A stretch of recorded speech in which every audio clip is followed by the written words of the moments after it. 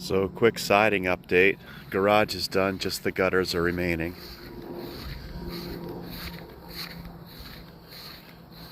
Whole back side of the house is done.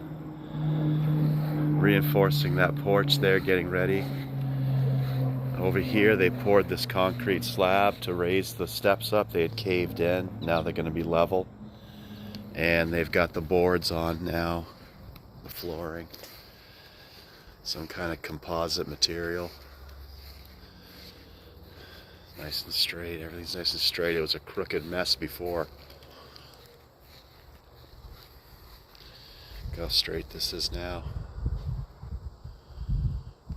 That used to be curved like an S.